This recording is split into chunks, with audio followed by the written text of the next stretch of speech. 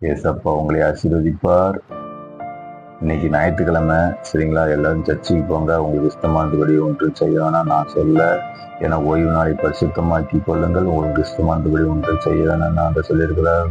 அதனால எல்லாம் சர்ச்சுக்கு போங்க. எல்லாத்தையும் கூட்டி கொண்டு போங்க. சத்தியம் மரியாதை சத்தியம் சொல்லி கூட்டிட்டு போங்க, சரிங்களா? சங்கீதம் 37:4 கர்த்தரிடத்தில் மனமகிழ்ச்சியா இது, அவர் உன் இருதயத்தை வேண்டுதலை உனக்கு அருள செய்வார், சரிங்களா? கர்த்தரிடத்துல மனமகிழ்ச்சியா இருக்கணும், சரிங்களா?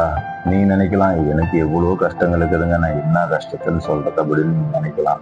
ஏங்க எல்லாத்துக்குமே கஷ்டம் இருக்கும், சரிங்களா?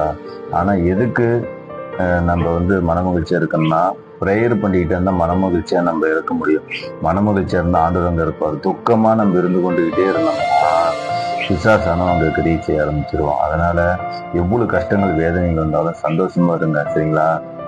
பிலிப்பியர் 4 நினைக்கிறேன், கர்த்தருக்குள் எப்பொழுதும் சந்தோஷமா இருங்கள், எப்பொழுதும் சந்தோஷமா இருக்குன்னு சொல்லப்பட்டதில்ல. அதனால நானுமே எனக்கு கஷ்டம் இல்லைன்னா எனக்கு எல்லா கஷ்டமும் இருக்குது. ஆனா எப்பயுமே நான் சந்தோஷமா தான் இருப்பேன், சரிங்களா? எப்பயுமே சந்தோஷமா இருப்பேன், ஹாப்பியா இருப்பேன். எதுக்குமே நான் சுதந்திர பார்க்க மாட்டேன். நான் அதிகமா எதுக்கு நான் ஆசைப்படவும் மாட்டேன்.